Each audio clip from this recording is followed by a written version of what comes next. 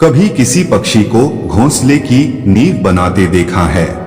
अथक परिश्रम करके तिनका तिनका बटोर के वो पक्षी अपना घोंसला बनाता है, अपनी संतान के लिए एक सुरक्षित घर बनाता है। और फिर कहीं से एक आंधी आती है, भारी वर्षा होती है और उसका घोंसला तिनका तिनका करके बिखर जाता है। फिर वो पक्षी क्या करता है? रोता नहीं, ना ही विलाप करता है। वो बिना विलंब करे फिर से अपना घोंसला बनाना प्रारंभ कर देता है और सफलता पाता है। फिर हम क्यों छोटी छोटी असफलताओं से भयभीत होकर परिश्रम करना छोड़ देते हैं? एक बात सदा स्मरण रखिएगा, हर वृक्ष कुल्हाड़ी के एक वार से नीचे नहीं गिरता, हर चट्टान घन के एक प्रहार से नहीं टूटते। सफलता प्राप्त करने के लिए अनावरण परिश्रम करना ही एकमात्र मार्ग है। आज मैं आप सबको एक कथा सुनाता हूँ। एक दिन प्रहता एक व्यापारी अपने घर से निकला। घर से निकलते ही एक बिल्ली ने उसका मार्ग काट लिया। व्यापारी घबरा गया। राजा ने उस व्यापारी का व्यापार बंद करवा दिया। इस कारण व्यापारी क्रोधित होकर घर पर अपनी पत्नी से लड़ बैठा। पत्नी अपने बच्चों समेत मायके वापस चली गई और उस व्यापारी के जीवन में यदि कुछ रह गया था तो केवल अंधकार, और उन सब का कारण वो उस बिल्ली को मानता रहा जिसने उसका मार्ग काटा था। ऐसा ही एक दूसरा व्यापारी राजा को भेंट देने निकला और उस व्यापारी का मार्ग भी एक बिल्ली ने काट दिया। वो व्यापारी तनिक घबराया, परंतु उसने आगे बढ़ना अधिक उचित समझा। राजा तक वो समय पर पहुंचा। उसने राजा को भेंट दी। राजा प्रसन्न हुए और राजा ने व्यापारी को अपना व्यापार बढ़ाने की अनुमति दी। स्वर्ण आभूषण दिए। जब व्यापारी घर पहुंचा तो पत्नी को आभूषण दिए और अपने बच्चों को देने के लिए वस्त्र थे उसके पास। हर और प्रसन्नता थी। समझ रहे हैं ना? दोनों के साथ एक ही प्रकार की घटना हुए, परंतु दोनों की प्रतिक्रिया भिन्न थी। ऐसा ही हमारा जीवन भी है। हमारे जीवन में प्रारब्ध का अपना स्थान है, परंतु उससे कहीं अधिक महत्वपूर्ण हमारी प्रतिक्रिया, हमारी सोच का प्रभाव है, क्योंकि यही हमारे जीवन को आकार देते हैं। इसलिए अपनी सोच को सकारात्मक रखिए, आपका जीवन सदैव आनंदमय रहेगा। स्वीकारण। सत्य का स्वीकारण मनुष्य के लिए बहुत ही महत्वपूर्ण है। जब तक मनुष्य सत्य को स्वीकार नहीं करता, उसे असत्य से लड़ने की शक्ति प्राप्त नहीं होती। जब आप भोजन करते हैं तो क्या होता है? आपका पेट स्वीकारता है कि वो भर चुका है और आप भोजन करना बंद कर देते हैं। जब आपको निद्रा आती है तो क्या होता है? आपका मन स्वीकारता है कि आपका शरीर थक चुका है और उसे विश्राम की आवश्यकता है। उसी प्रकार जब आपको किसी व्यसन को रोकना हो तो आपको स्वीकारना पड़ता है कि बहुत हो चुका, चाहे वो लालच हो या मदिरापान। उस व्यसन का त्यागना तभी प्रारंभ होता है जब आप ये स्वीकार कर लेते हैं कि आप उस व्यसन के बंधक हो। हम सभी सुनते आए हैं कि जो वीर होता है, साहसी होता है, शौर्यवान होता है, उसके समक्ष सारा संसार झुकता है। परंतु वीरता है क्या? शौर्य क्या है? साहस क्या है? साहस युद्ध नहीं, वीरता विजय नहीं, शौर्य कभी ना गिनना नहीं। साहस किसी चुनौती के समक्ष होने का भाव है, तो वीरता उस चुनौती को उत्तर देने के लिए पूर्ण परिश्रम लगा देना है। और शौर्य का अर्थ है गिरकर फिर से उठने का साहस रखना, बार बार प्रहार करके वीरता दिखाना, निरंतर प्रयास करते रहना, निरंतर परिश्रम करते रहना। इसलिए विजय होने से अधिक महत्वपूर्ण है शौर्यवान होना, क्योंकि जो शौर्यवान है उसे विजय मिलना निश्चित है। हम में से ऐसा कोई नहीं है जिसकी परछाई उनसे दूर रहती हो। हमारी परछाई सदैव हमारे साथ रहती है।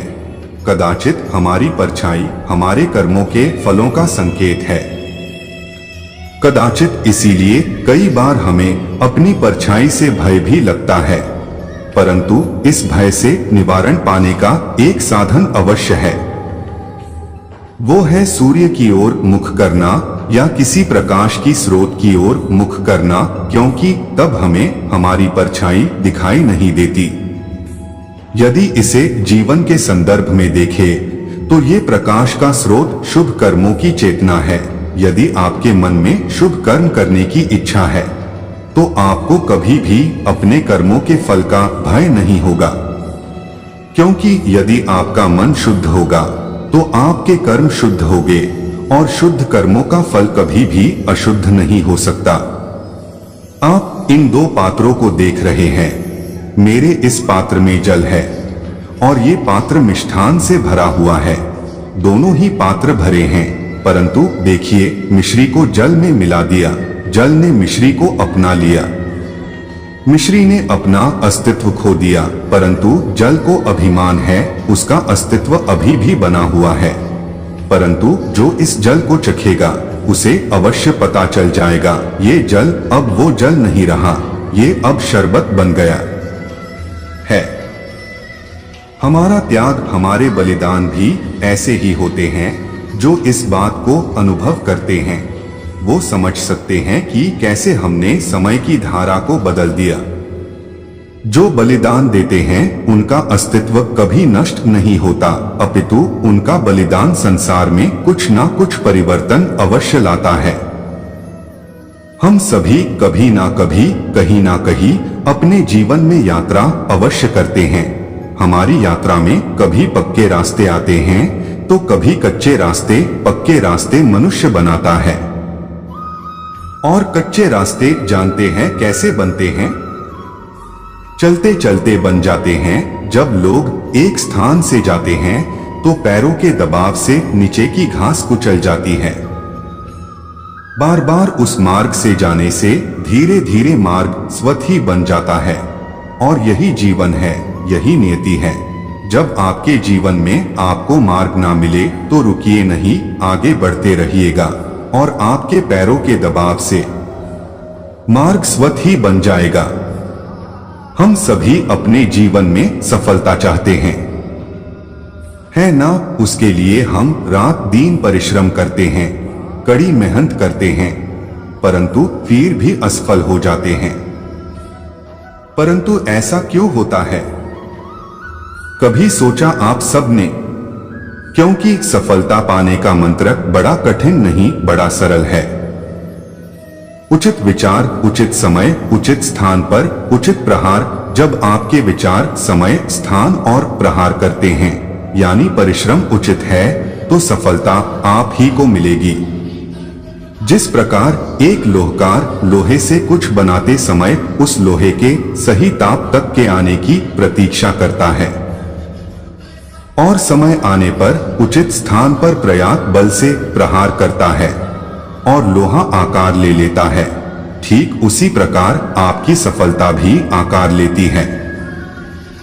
हम सभी को अपने जीवन में कभी ना कभी निराशा मिलती है, असफलता मिलती है और अधिकतर लोग इसके पश्चात भाग्य का रोना लेकर बैठ जाते हैं।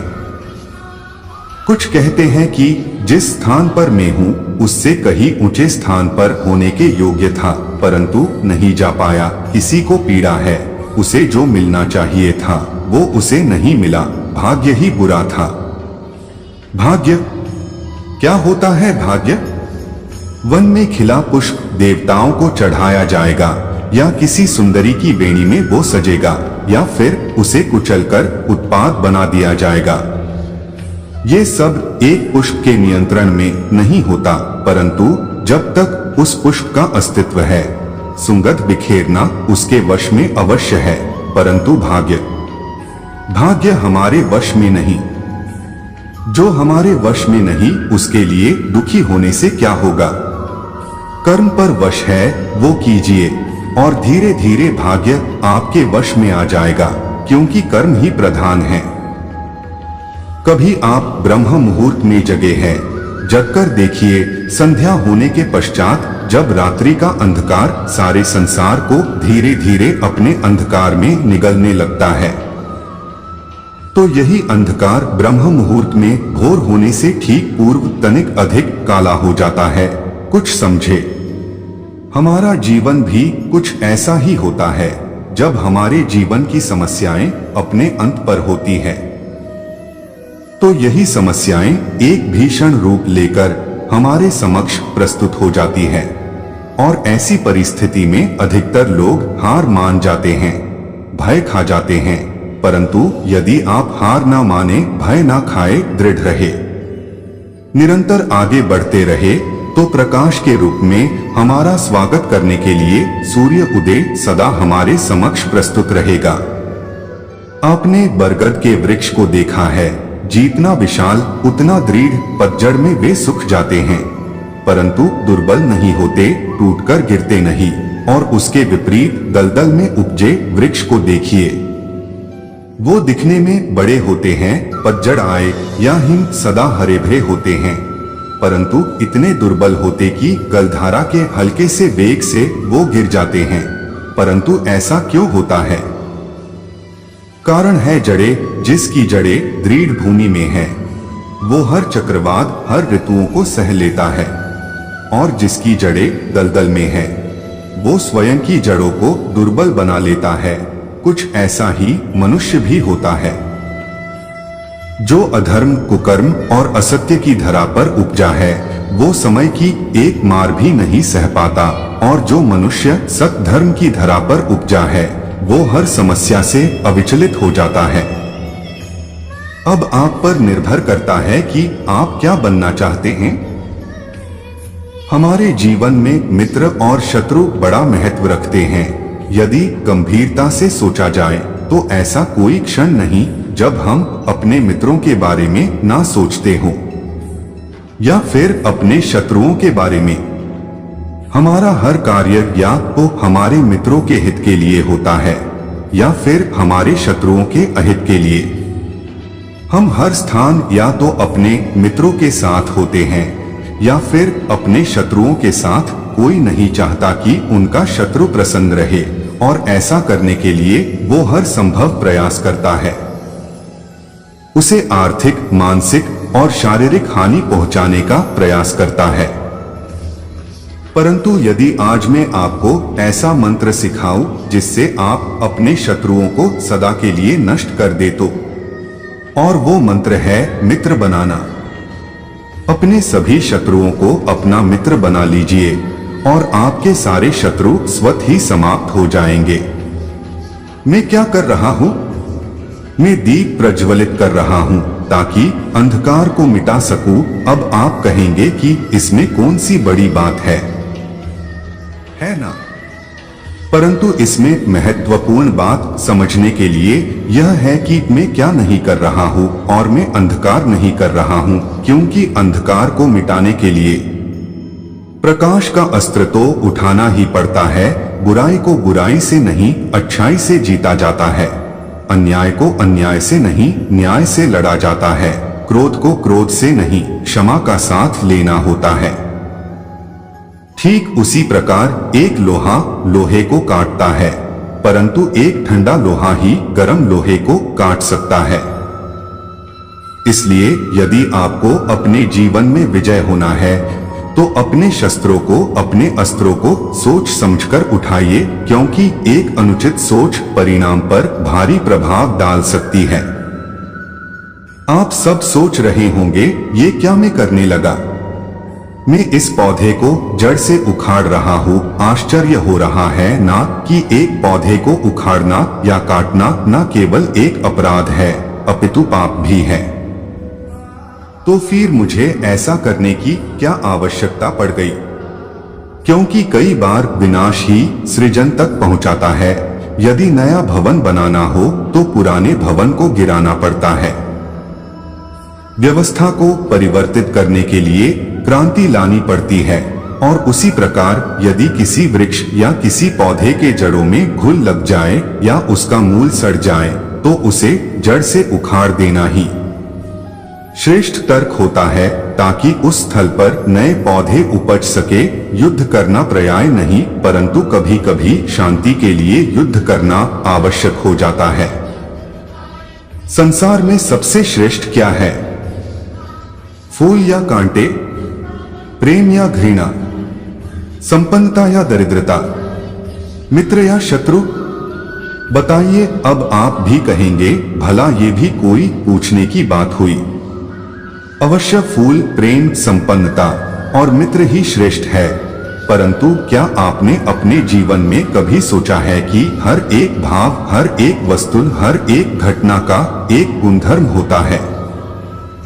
त्वचा पर जलन करने वाले फूलों से अधिक श्रेष्ठ वो कांटे हैं जिनसे आप अपने घर की बाड़ बनाते हैं ताकि वन्य पशु आपके घर के भीतर ना आ सके।